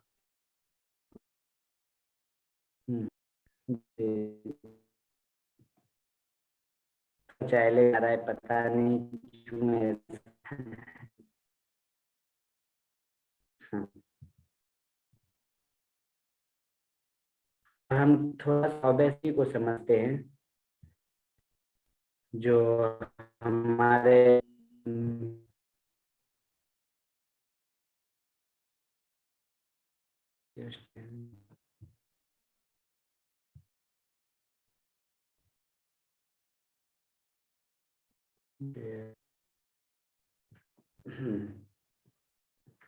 अब हम यहाँ देखेंगे कि किस तरह हम अपने आप को फिट कर सकते हैं। अभी तक मैंने बताया कि कैसे लोग अनफिट रह रहे हैं, क्या कारण है। So what's the correct formula? ये अभी दिख रहा है sir? Weight management is a combination of 3 primary concepts. हाँ अभी ये आ रहा है? Okay okay sir, thank you. तो सबसे पहला जो हमें ध्यान देना है न्यूट्रिशन एंड कैलोरी मैनेजमेंट का। ये बहुत ही ज्यादा इम्पोर्टेंट है हमारे वेट मैनेजमेंट में। और क्या हम खा रहे हैं उसमें कितना कैलोरी है, क्या वो हमारे लिए हेल्दी है या नहीं, क्या उसमें प्रॉपर प्रोटीन और कार्ब्स, फैट, ये सारी चीजें मिल रही है कि नहीं हमारे डाइट में। तो ये सबसे ज्यादा जरूरी है। दूसरा है एक्सरसाइज, फिजिकल वर्कआउट। अब इसका ये मतलब नहीं है कि हमें जो है मतलब जिम जाना है, जिम की मेंबरशिप ले लेनी है और जिम में 2 घंटे पसीना बहाना जरूरी है, ये मतलब नहीं है एक्सरसाइज का। एक्सरसाइज का मतलब है आप कुछ भी एक्टिविटीज कर सकते हैं। किसी को अगर वॉकिंग पसंद है आप वॉक कर सकते हैं, किसी को अगर डांसिंग पसंद है आप डांस कर सकते हैं, वो भी एक तरह का वर्कआउट है। अगर आप साइकिलिंग कर रहे हैं वो भी एक तरह का वर्कआउट है। अगर आप जो है लिफ्ट की बजाय आप स्टेयर्स का, सीढ़ियों का इस्तेमाल कर रहे हैं दिन भर में, तो वो भी आपका एक तरह का फिजिकल वर्कआउट हो रहा है। तो बहुत सारे लोग यहाँ पे एक्सरसाइज के नाम पर ये आ जाते हैं, अरे यार मुझे जिम जाना होगा, मुझे जिम की मेंबरशिप लेनी होगी, डेली आना जाना होगा। वो चीज आप घर बैठ के आराम से घर पे भी कोई भी 15 से 20 मिनट का, और वीक में कम से कम 4 डेज आपको वर्कआउट करनी चाहिए। और जो तीसरा सबसे इम्पोर्टेंट चीज है coaching, guidance and correct knowledge. ये बहुत ही ज्यादा इम्पोर्टेंट है। आपके साथ एक कोच का होना बहुत ही ज्यादा जरूरी है। और कोच ऐसा हो जो जिसको मतलब ये चीज हो कि किसी भी 100 किलो के आदमी को कैसे 70 किलो तक ला सके, उसके आइडियल वेट पे ला सके, या किसी 40 किलो के भी आदमी को कैसे वो 70 किलो अपने आइडियल वेट तक पहुंचा सके, वैसा एक्सपर्ट कोच का होना बहुत ही ज्यादा जरूरी है। अब जहाँ तक अगर बात हम लोग नॉलेज की लाए, तो बहुत सारे लोग जो है आजकल, स्पेशली अपने इंडिया में ऐसा होता है, हम सभी जो है बहुत ही ज्यादा नॉलेजेबल बन जाते हैं। सबसे ज्यादा ज्ञान उनके ही पास होता है फिटनेस की, जो अनहेल्दी लोग होते हैं। ये बात आप सभी जान रहे होंगे। जो अनफिट हैं उनसे अगर आप पूछिए कि कैसे फिट हुआ जा सकता है, तो उनके पास बहुत सारे नॉलेज है। ये पानी पियो, जीरा पानी, नींबू पानी, सुबह उठ के जिम करो, सारे वो बता देंगे, लेकिन उनके ऊपर खुद वो अप्लाई नहीं होता है। तो हमें उन चीज़ों से थोड़ा बचना चाहिए। जो एक्सपर्ट कोचेज हैं हमें उनकी सलाह लेनी चाहिए कि कैसे आप जो है, क्योंकि वेट लॉस और फैट लॉस में सारी लोग अनहेल्दी तरीके से अपना वेट कम करने की कोशिश करते हैं, डाइट करने लगते हैं, जो खाना पीना कम कर देते हैं। तो हमें अपना वेट करना है। अगर हम अनहेल्दी वे में करेंगे तो हमें पता ही नहीं चलेगा कि हमारा वेट जो है वो फैट का कम हो रहा है या फिर मसल्स का वेट कम हो रहा है। तो ये चीजें का हमें जरूर ध्यान रखना है। और मैं यहाँ पे एक कुछ शेयर करना चाहूँगा। एक सेकेंड, मैं कुछ टेस्टिमोनियल्स शेयर करना चाहूँगा यहाँ पे। तो और उसमें एक सबसे बड़ी बात ये भी है कि हमारे पास एक कम्युनिटी का फर्क बहुत ज्यादा पड़ता है। एक हेल्दी कम्युनिटी होनी चाहिए। जैसे अभी हमारी ये कम्युनिटी है, यहाँ हम लोग आकर कम्युनिटी लर्निंग कर रहे हैं, इतना कुछ सीख रहे हैं। तो उसी तरह आपकी जो है कम्युनिटी होनी चाहिए फिटनेस में भी, कि आप किस 5 लोगों के साथ रह रहे हैं, क्या जो लोग आपके साथ हैं वो हेल्दी हैं, वो फिटनेस पे ध्यान दे रहे हैं, क्या वो सुबह आप एक्सरसाइज करते हैं, या फिर क्या वो अपने डाइट प्लान का ध्यान दे रहे हैं। तो इसका भी बहुत फर्क पड़ता है। अगर आपकी संगत ऐसे लोगों से है जो अपने फिटनेस को बिल्कुल भी तवज्जो नहीं दे रहे हैं, तो डेफिनेटली आपकी भी फिटनेस कुछ दिन में वैसी होने वाली है। और अगर आप अपने फिटनेस पे अच्छा ध्यान दे रहे हैं तो जरूर जो है आपकी कम्युनिटी में सारे लोग अगर ध्यान दे रहे हैं तो आप भी जो है उसमें खुद को जो है ये कर सकते हैं, आपको वहां से हेल्प मिलेगा। तो मैं एक दो टेस्टिमोनियल दिखाना चाहूंगा प्लीज, ताकि थोड़ा सा आपको सीखने को मिले कि कैसे हम लोग, हमारी कम्युनिटी होनी चाहिए। मेरा वीडियो आ रहा है सर? यस आ रहा है। बहुत अच्छा लगता है, बहुत तड़पते हो शरीर फिटनेस के लिए, बहुत ज्यादा तड़पते हैं और इसलिए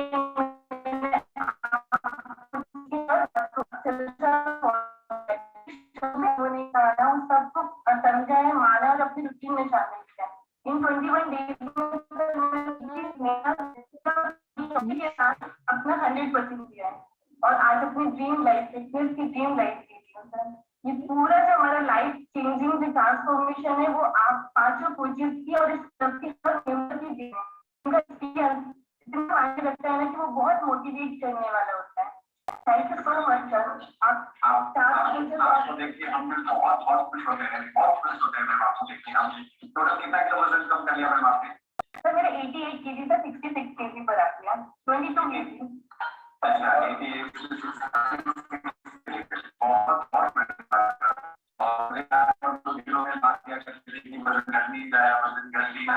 मुझे याद है सर जब आपने पहले आपने सब ये तक कीटो डाइटिंग वालों को पूछो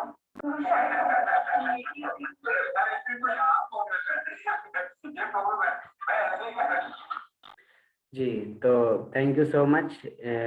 ये हमारी ओर से था। तो आई होप कि आप सभी ने सीखा। तो हमें ये जरूर ध्यान रखना है, कभी मैं जरूर, थोड़ा ये टॉपिक लंबा है तो मैं जरूर आगे फिर ये बताऊंगा कि क्या प्रोटीन होता है, क्या कार्ब्स होता है, कितना प्रोटीन होना चाहिए, कितना कार्बोहाइड्रेट होना चाहिए, और कितना वाटर इनटेक हमारे लिए जरूरी है, कितना फाइबर होना चाहिए। तो वो चीज़ भी मैं जरूर कभी टाइम दोबारा मैं सेशन लूंगा तो जरूर सब मैं बताऊंगा। और ये हमारी तरफ से था। तो प्लीज आप लोग बस 2-3 चीजों का जो ध्यान रखने वाली बात है, अपना ब्रेकफास्ट नेवर, कभी भी अपने ब्रेकफास्ट को मिस नहीं करना है और टाइम पे लेना है, और वो हेल्दी ब्रेकफास्ट हो। और सेकेंड थिंग, फिजिकल एक्टिविटीज कुछ ना कुछ जो भी आपको पसंद है वो आप कर सकते हैं।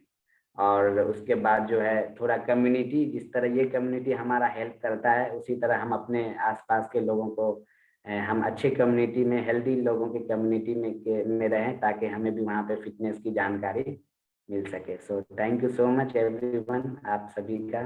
और बहुत सारे कमेंट्स आए, आप सभी का शुक्रिया। Thank you so much. Thank you Kumar sir for giving me this opportunity.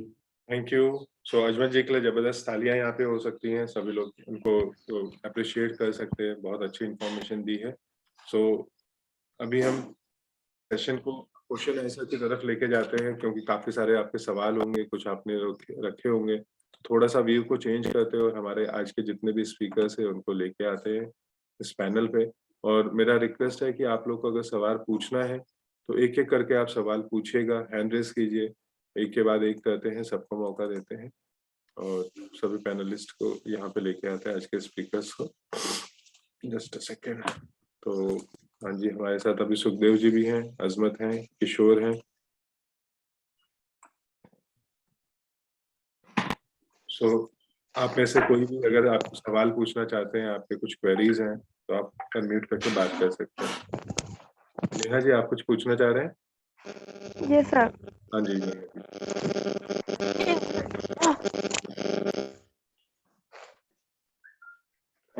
Voice आ रही मेरी सर? हाँ नेहा जी, आपकी आवाज आ रही है। हाँ, मैं क्वेश्चन अजमत जी से पूछना चाहती हूँ। जी जी please please.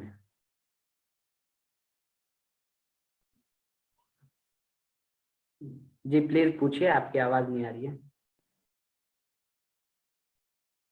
I think she is having some network issue. आगे बढ़ते हैं। अगर आप कुछ बात करना चाह रहे हैं? हाँ जी अजमत, कैसे हो आप? सबने बहुत जी। अच्छा प्रेजेंटेशन दिया। अजमत आपका भी बहुत अच्छा था। किशोर, और सुखदेव जी का भी बहुत अच्छा था। तो thank you very much for wonderful presentation. तो मेरा क्वेश्चन आपसे ही है, तो मैं एक ही जगह पे स्टक किया हूँ, 66 का वेट है मेरा, तो वो नीचे नहीं जा रहा, तो कैसे, how to reduce that weight? I want to be 60 kg, 60 kg तक करना, वो 6 किलो का गैप हो नहीं पा रहा है, तो क्या आपकी मतलब आपके टिप्स है? जी जी, आपकी आइडियल वेट क्या है सर? आइडियल मेरा वेट? मेरा आइडियल वेट 60 है, मेरे को 60 according to BMI I have to be 60 kg, तो वो 6 किलो ओवर वेट हूँ मैं। तो आपने पहले कितना कम किया है अभी तक? कुछ कम किया है या इतना मैं ही था? 7 आई वाज मतलब 75 तक था वेट मेरा, तो मैंने 5 और 8-9 किलो वेट कम किया है मैंने अपना। Okay okay. तो सर 8-9 किलो जो आपने कम किया, तो क्या आपने किस तरह से उसे कम किया, थोड़ा सा मैं ये जानना चाहूंगा, क्योंकि अभी जो मैं बता रहा था कि हेल्दी और अनहेल्दी वेट लॉस की बात, तो कई सारे लोग जो है ऐसा करते हैं कि वो उन्हें जानकारी होती नहीं है और वो फैट लॉस की जगह अपना मसल्स लॉस कर लेते हैं, और वो मशीन पे खड़े होते हैं तो उन्हें तो लगता है कि मेरा वजन कम हो रहा है, ऑब्वियसली है, क्योंकि वजन कम होगा तो मशीन पे दिखेगा, लेकिन बिल्कुल। क्या आपका फैट लॉस हो रहा है?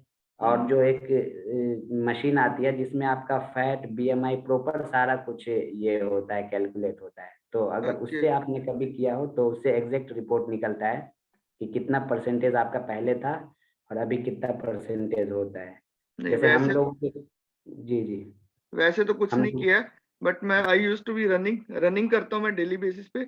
अभी थोड़ा स्टॉप पे, but I use to run every day, तो 4-5-6 किलोमीटर रनिंग करता था, और फ्राइड फूड ज्यादा मतलब अवॉइड ही करता था, और मीठा भी अवॉइड ही करता था, तो यही थी रूटीन मेरी, और ज्यादा कुछ नहीं। अच्छा अच्छा। तो कई बार ये होता है सर कि प्लेट्यू आ जाता है हमारे बॉडी में, जब वेट लॉस जर्नी में हम रहते हैं, तो कुछ वेट लॉस होने के बाद एक प्लेट्यू आ जाता है, फिर जिसे प्लेट्यू को ब्रेक करना होता है, तो उसके लिए सर मुझे एक बारी आपसे पर्सनली भी बात करनी होगी, क्योंकि क्या आपका डाइट प्लान रहा था, कैसे आपने कम किया, और क्या आपके बॉडी के, क्योंकि बॉडी टू बॉडी वेरी करता है सारा कुछ, मैं जो एक सटीक फॉर्मूला दूं और वो सभी पे अप्लाई हो जाए, वो ऐसा नहीं होगा सर, क्योंकि हर इंसान की बॉडी डिफरेंट होती है और उनको डिफरेंट डिफरेंट रिक्वायरमेंट्स होते हैं बॉडी के अकॉर्डिंग।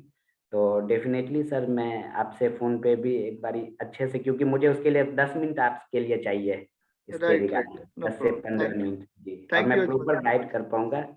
वेलकम सर, और थैंक यू। जरूर थैंक मैं यू। आपसे करूंगा। Okay sir, thank you. और चलिए। एक चीज मैं अजय सर बता दूं कि एक डाइट हमारे वेट लॉस जर्नी में ना 80% हमारा जो है खाने पीने का रोल रहता है, न्यूट्रिशन का, 20% ही एक्सरसाइज का ये होता है।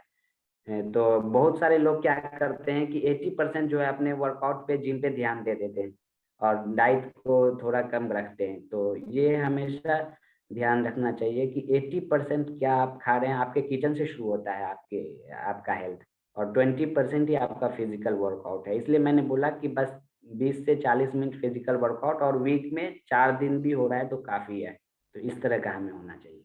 Thank you sir. बहुत अच्छा अजमत, थैंक यू थैंक यू। और आई थिंक अजय जी को अच्छे टिप मिले होंगे। नेहा जी कुछ पूछना चाहती हैं, नेहा जी बात कीजिएगा। हाँ, मेरा एक्चुअली दूसरे फोन से वो लॉगिन था, वो लॉग आउट हो गया था। मेरा क्वेश्चन अजमत सर से है। एक्चुअली मुझे ना मतलब सुबह उठते ही जैसे कहते हैं ना, मतलब एकदम से ना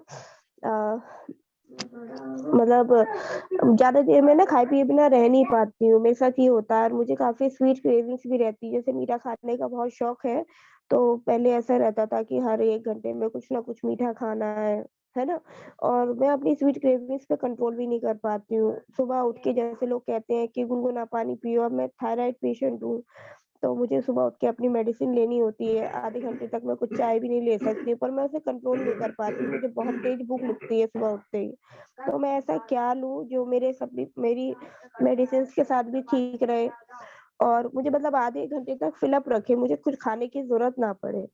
और मीठे में मैं क्या सब्स्टिट्यूट ले सकती हूँ? ओके, बहुत ही अच्छा क्वेश्चन है मैम। जो अभी मैं माइंडसेट की बात कर रहा था, तो वो यहाँ पे मुझे ऐसा लग रहा है कि जैसे वो क्रेविंग आपकी रहती है मीठे खाने की, तो अभी आपको शुगर वगैरह का तो कुछ ये नहीं है मैम? नहीं नहीं, केवल हाइपोथायराइड है मुझे। हाइपोथायराइड है, तो उसकी कितने mg की दवाई चल रही है अभी? 50 mg। 50 mg कितने दिन पहले से हुआ है? 6 साल से है, 6 साल से है। 6 साल से है। तो स्टार्टिंग 6 साल से आपकी दवाई चल रही है ये मेडिसिन? बीच में कंट्रोल हो गया था, फिर अपने आप मतलब ऊपर नीचे रहता है, कभी 25 mg की वो हो जाती है, सेकंड प्रेगनेंसी के टाइम पे 75 mg की हो गई थी, तो फिर आप प्रॉपर दोबारा से अपने कंट्रोल डॉक्टर किया। से कंसल्ट करती हैं इसके रिगार्डिंग ना? उनके कंसल्टेशन से ही आपने एमजी वगैरह चेंज किया होगा या खुद से ही? नहीं, मैंने प्रॉपर हर 2 या 3 महीने में मैं चेकअप करा लेती हूँ अपना, तो उसके बाद ही मैं चेंज करती हूँ। वाह, अच्छी बात है।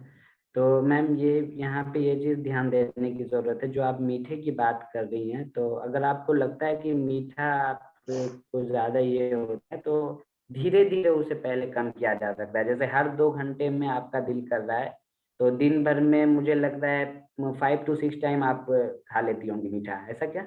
अगर हर 1-2 हाँ, घंटे में दिल कर रहा है तो?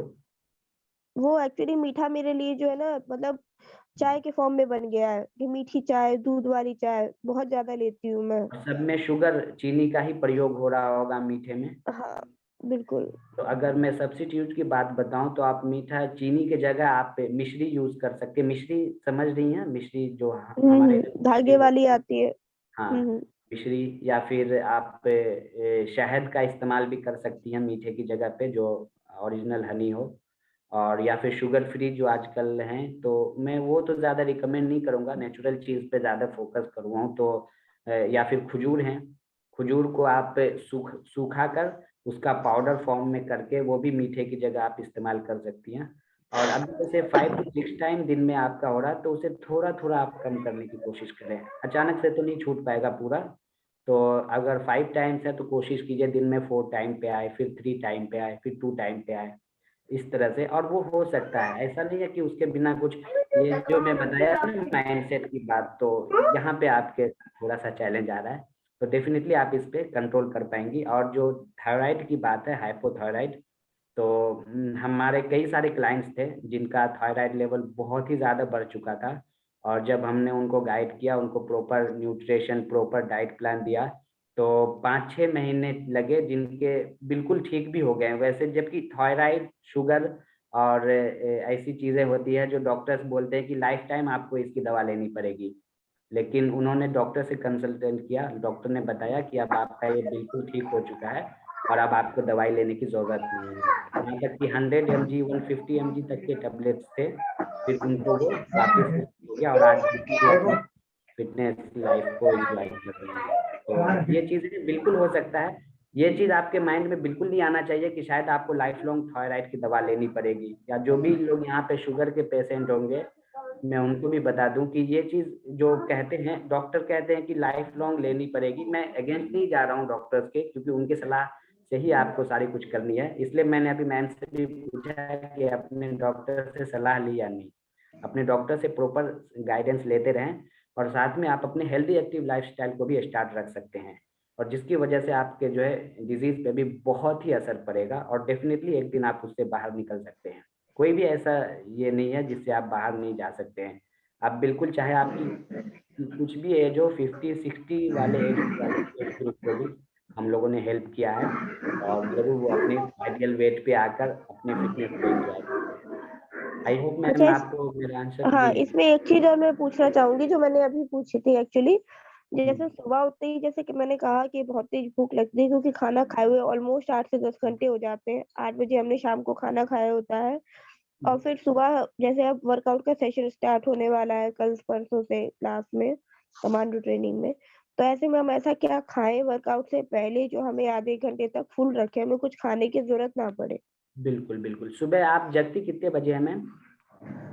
अभी तो 4:30 बजे। 4:30। और आपका पहला मील जो होता है, ब्रेकफ़ास्ट कितने बजे होता है? सबसे पहला उठने के बाद अभी जो जो भी पहला मील लेती हैं आप? मेरा कोई ब्रेकफ़ास्ट नहीं होता है, मैं सिर्फ़ कितने बजे? स्नैक्स ले लेती हूँ थोड़ा बहुत 10-11 बजे। मतलब 4 बजे उठ के ड 10-11 बजे सीधा खा रही हैं? हाँ, एक्चुअली हमारे यहाँ पूजा-पाठ किए बिना खाना नहीं खाते हैं, थोड़ा-सा ऐसा माहौल है, इसी वजह से। लेट सुबह खाना का खाकर। ब्रेकफास्ट जो है मैम एनी हाउ सुबह के 9 बजे से पहले पहले होना चाहिए, एनी हाउ। मैं इसमें कुछ थोड़ा ऐड करना चाहूंगा। जी जी प्लीज। हमारे खाने के उठने के है ना 1 से 2 घंटे के अंदर है ना हमें कुछ ना कुछ खाना ही चाहिए। बिल्कुल और बिल्कुल। आप अगर कुछ नहीं करते हो ना तो आप केला खाना शुरू करो, एटलीस्ट एक हाँ, केला। और आप एक और सब्स्टिट्यूट जो बहुत ही इजीली अवेलेबल होता है, चाय के साथ गुड़ यूज करना शुरू करो, है ना।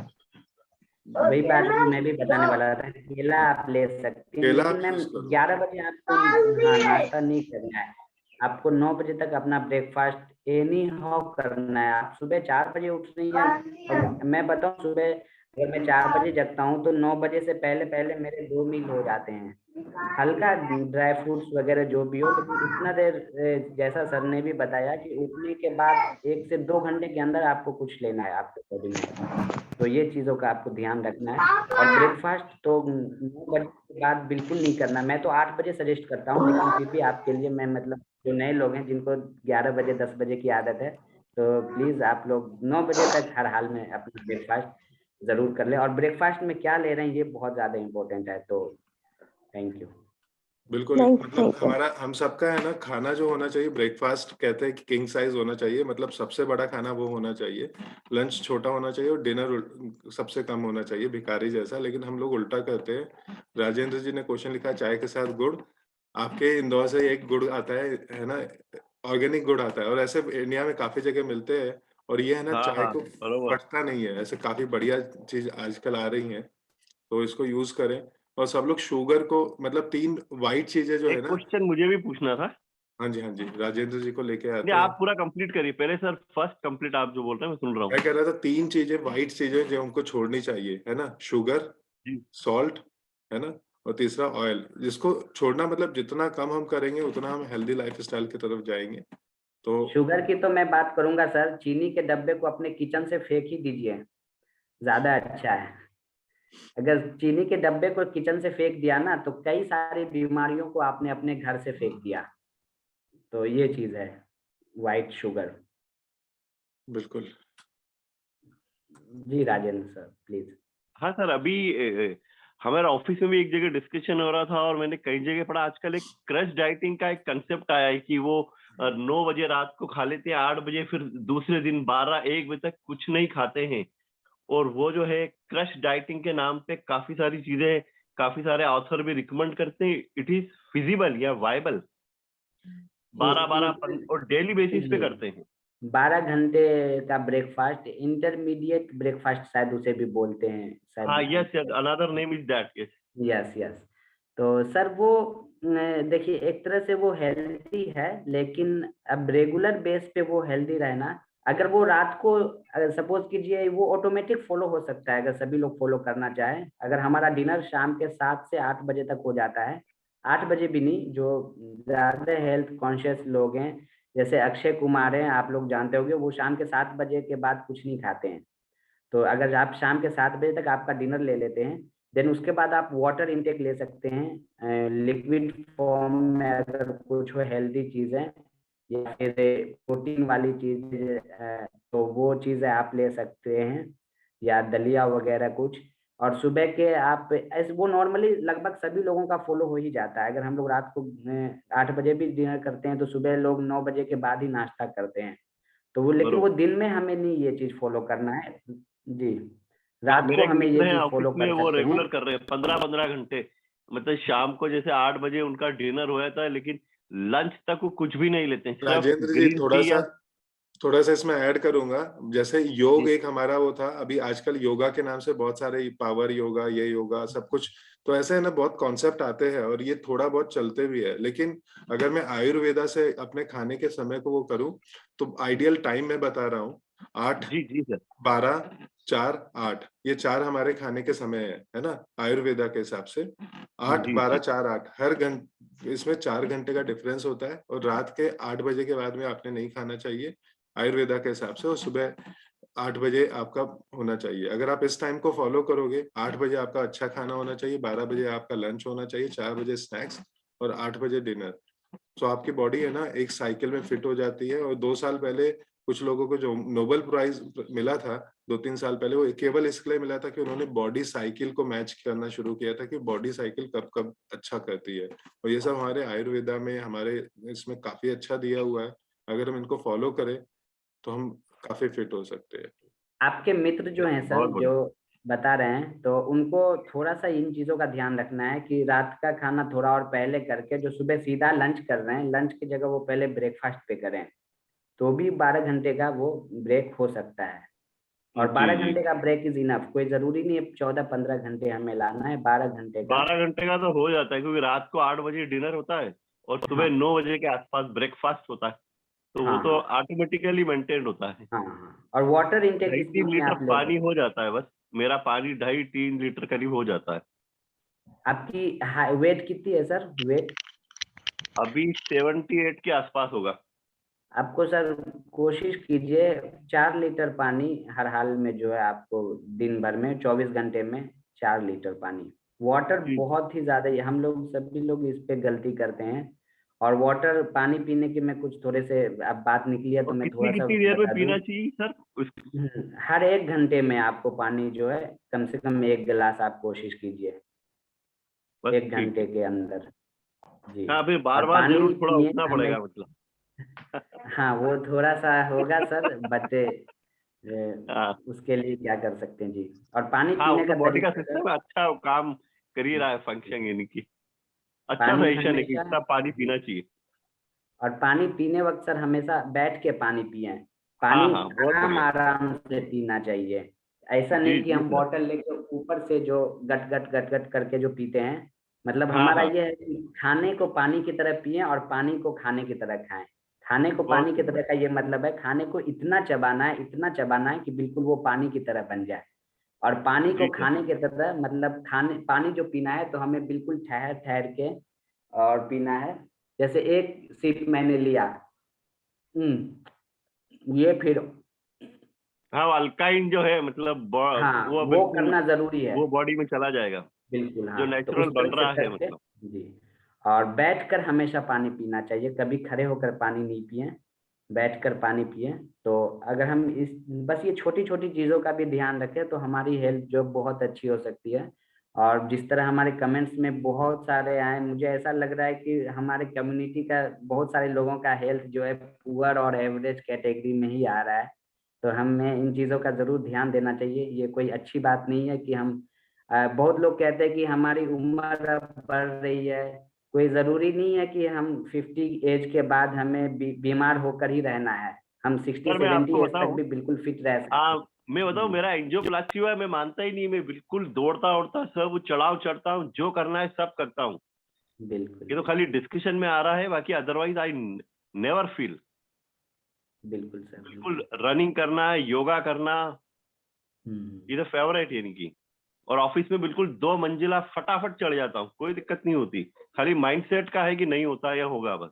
बिल्कुल सर, मैंने पहले ही बताया था कि सबसे पहले माइंडसेट ही हमारा आता है इसमें। जी सर, थैंक यू बिल्कुल, सर। तो ऐसा बहुत कुछ अच्छा भी नहीं है राजेंद्र जी के, कि ज़बरदस्त तालियाँ, है ना? उन्होंने अच्छे क्वेश्चन पूछे और अभी हम लोग अविनाश जी के पास में चलते हैं। अविनाश जी के भी कुछ सवाल। Thank you sir, thank you admin साहब, हमेशा की तरह मतलब मिस्टर एंड मिसेस एडमिन को धन्यवाद ये सब कंडक्ट करने के लिए थैंक यू, थैंक और यू, शुभकामनाएँ। Thank you, thank you. Good morning. Good morning Avinash ji. मेरा सवाल अजमत जी से है। अजमत जी, मैं ये बताइए जरा, मेरी हाइट 5 फुट 2 इंच है और मेरा एज 48 ईयर, और उस हिसाब से मेरा आइडियल वेट होना चाहिए आई थिंक 60। अभी मेरा वेट है 64, और ये मेरा जो वेट है 64 कंटिन्यू 15 साल से सेम है। आपको लगता है कि क्या मुझे वेट अपना रिड्यूस करना चाहिए? आपकी आइडियल वेट जो है 60, हाँ, मैक्सिमम 60 होनी चाहिए, 58-60 के को आसपास। और अभी कितना 64 है? आपकी एज क्या है सर? 48। सॉरी, 48। 48 एज है। जी, जी। तो इसकी वजह से कभी और हेल्थ से रिलेटेड कोई चैलेंज सर, जैसे सांस चैलेंज फूलना है, जो मैंने चैलेंज मुझे डायबिटिक है और बीच-बीच में कभी हाइपरटेंशन का भी प्रॉब्लम हो जाती है। तो उसके लिए मैं वही लिखा था आपको एक चैटबॉट में, उसके लिए क्या डाइट फॉलो करना है, वो चार्ट आप इश्यू कर सकते हैं क्या? जी, जी, ज़रूर सर, ज़रूर हम हेल्प करेंगे। और जैसा मैं बताया कि ये जो कई सारी बीमारियां जो हैं वो ओबेसिटी के कारण, मोटापे के कारण आती है। आपकी वैसे ज्यादा है तो वेट नहीं है, लेकिन ये कंटिन्यू है आपकी वेट शुरू से ही इतना है। पिछले 15 साल से सेम है। जी। तो थोड़ा सा सर आपको कम करने की जरूरत है, लगभग 3-4 किलो, और वो आप कम करेंगे तो डेफिनेटली आपको जो भी हेल्थ चैलेंजेस है उसमें भी जरूर आपको हेल्प मिलेगा सर। तो थोड़ा सा उसे आपको कम करनी चाहिए। अच्छा, जैसा मेरा एक सवाल था, वो सवाल तो राजेंद्र जी ने पूछ लिया है कि जो 12 घंटे का जो इंटरवल रखते हैं, जैसे सुबह शाम को रात में 9 बजे खाया और तो इट इज मतलब आपको प्रैक्टिकल या मतलब साइंटिफिक लेवल पे आपको वर्थ लगता है क्या ये प्रोसेस? हाँ सर, साइंटिफिक लेवल पे ये जो है बिल्कुल सही है, क्योंकि बहुत सारे लोग जो है ये चीज करते हैं, इसको इंटरमीडिएट डाइट। और जैसा आप लोगों को पता होगा, हमारे मुस्लिम भाई बहन लोग जो रमजान में रोजा रखते हैं, तो वो उनके साथ भी ये चीज मतलब फॉलो हो जाता है। तो ये कुछ कुछ दिनों पे ये करना चाहिए, ये फास्टिंग अगर आप कर सकते हैं तो। और रात में ये बहुत इजीली आप चाहे तो फॉलो कर सकते हैं शाम के बाद, जैसा अजय सर ने भी, कुमार सर ने अभी बताया कि शाम को आप अगर 8 बजे तक खा लेते हैं तो फिर अगले दिन आप सुबह में खाएं तो वो चीज़ ऑटोमेटिक फॉलो हो जाएगा। तो ये चीज़ें हमें करनी चाहिए ये।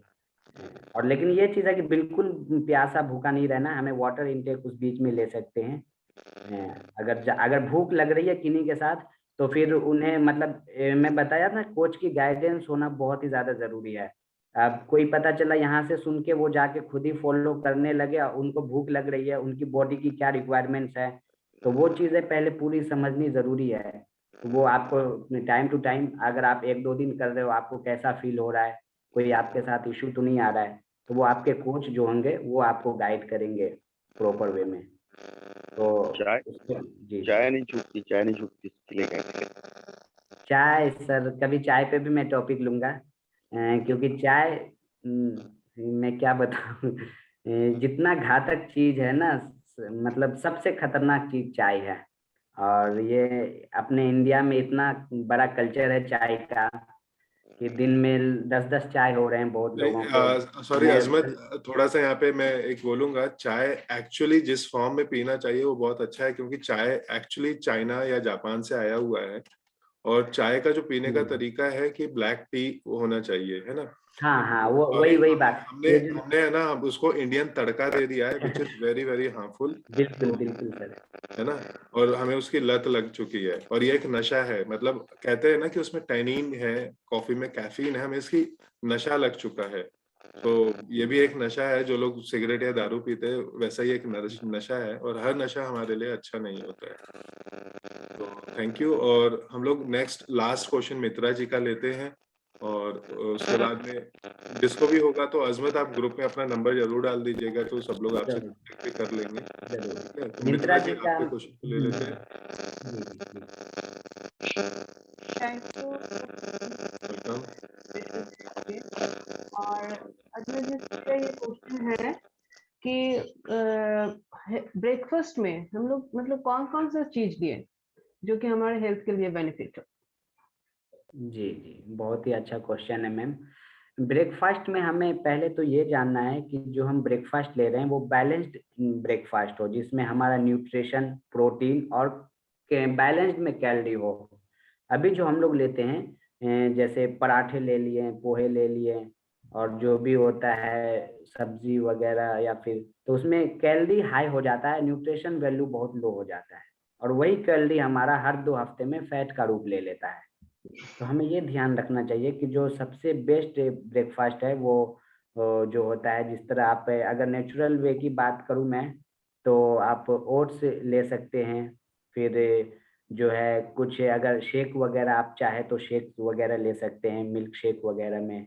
और फिर कई सारे हमारे पास हैं उसके ऑप्शन है, तो मैं आपको, जैसे कोई बता रहे प्रोटीन शेक्स वगैरह भी होते हैं, तो ब्रेकफास्ट आपका हेल्दी ब्रेकफास्ट वो भी हो सकता है। और अगर जो नॉन वेजिटेरियन है तो बॉइल्ड एग वगैरह।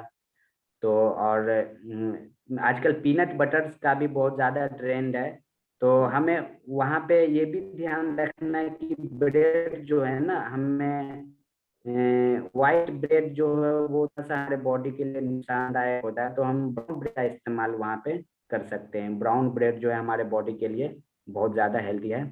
और मैं अपना नंबर ज़रूर ग्रुप में शेयर कर दूंगा, तो आप लोग पर्सनली भी हमसे गाइड ले सकते हैं। मुझे बहुत खुशी होगी आप सभी की मदद करने में। तो मैं ज़रूर वहाँ पे अच्छे से, क्योंकि मैं बताया कि जो आपको पहले मुझे एनालाइज करना होगा आपकी क्या हेल्थ सिनेरियोज चल रहे हैं, हेल्थ में क्या क्या है, देन आपको मैं गाइड कर पाऊंगा। कोई भी एक ऐसा चीज मैं नहीं बता सकता जो सभी के लिए बिल्कुल फॉलो हो जाए, क्योंकि हर आदमी के बॉडी डिफरेंट होते हैं, तो आपको डिफरेंट डिफरेंट तरीके जो है वो मुझे बताने होंगे। तो ये कुछ हैं, और बाकी मैं नंबर दे दूंगा, तो आप पे हम सबसे, मैं सभी से कांटेक्ट जरूर करूंगा। Thank you. Okay, thank you. चलिए, थैंक यू अजमत जी, बहुत अच्छा। तो एक बार फिर से हम लोग जबरदस्त तालियां कर सकते हैं हमारे सभी स्पीकर्स का। सुखदेव जी ने आज टाइम मैनेजमेंट में बहुत ही बढ़िया सेशन लिया। तो सुखदेव जी ने आज पहला सेशन लिया, उन्होंने कमेंट भी लिखा था कि पहले वो बात नहीं कर पाते थे, लेकिन बहुत ही बढ़िया चेंज हुआ और आज उनकी पर्सनालिटी में बहुत अच्छा हम चेंज देख पा रहे हैं। So let's appreciate Sukhdev ji. Second, हम सुन पाए किशोर जी को, जो अब है ना बहुत ही अच्छा परफॉर्मेंस अपने ऑर्गेनाइजेशन में दे पा रहे हैं, उनकी पर्सनल लाइफ में काफी अच्छा चेंजेस आ रहे हैं। तो किशोर जी के लिए जबरदस्त तालियां, जिन्होंने बात किया बुक रीडिंग के बेनिफिट पे। और अजमत ने शायद क्वेश्चन आंसर बाकी लोगों से पूछा ही नहीं, क्योंकि हेल्थ पे इतना बढ़िया बात की थी, है ना।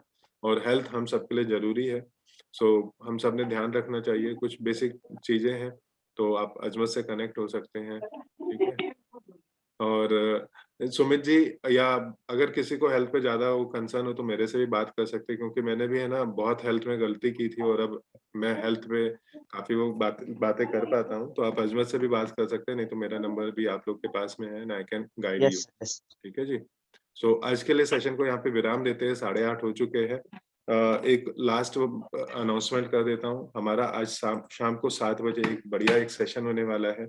और अब हमारी कम्युनिटी थोड़ा सा इवॉल्व होकर कुछ पेड सेशन करने जा रही है, जहाँ पे हम बात करेंगे एसेंट न्यूट्रलाइजेशन के ऊपर। और सुनीता जी ये सेशन लेने वाली हैं। सुनीता जी के बारे में थोड़ा सा बता दूं, ये कोच हैं, ऑथर हैं, और इन्होंने कई लोगों को सिखाया है, जो लोग है ना बीबीसी में जाके भी मतलब बातें करते हैं, है ना। तो अब ऐसे लोगों को सिखाना, उनका एसेंट को न्यूट्रलाइज करना। और मैं तो बड़ा सिंपल सी बात करता हूँ कि अगर CAT कैट है और CEAT सीएट, मतलब वो किएट क्यों नहीं है ना। इनको समझना, ऐसी छोटी छोटी चीजों को समझना। तो अगर आप चाहते हैं तो इसको आप ज्वाइन कीजिए। इस सेशन को 99 रुपीज केवल है, और साथ में अपने आसपास में कुछ लोगों का भी बेनिफिट कीजिएगा। तो आज के सेशन को यहाँ पे विराम देते हैं, और फिर मिलते हैं हम लोग शाम को 7 बजे। Bye bye, take care once again. Thank you to all the speakers, और आज की ऑडियंस, वंडरफुल ऑडियंस को भी बहुत बहुत धन्यवाद। कुमार जी, आज शाम को है? आज शाम को है। So okay, in some hours now, है ना? In some hours now, okay, almost 10-11 hours. आप अलग टाइम जोन पे हो ना, इसलिए आपको इंडिया टाइम जोन से मैच करना होगा। Okay, for me early। यही मैं आपको उस दिन पूछ रही थी कि मेरा संडे, आपने कहा अभी बहुत टाइम है, तो मेरा तो अभी सैटरडे नाइट ही है। अच्छा, तो संडे मॉर्निंग हो जाएगा आपका, है ना? मेरा संडे मॉर्निंग है। हाँ, बिल्कुल बिल्कुल बिल्कुल। Okay, fine। Okay, thank you. Okay, So thanks a lot, friends. Bye bye, take care.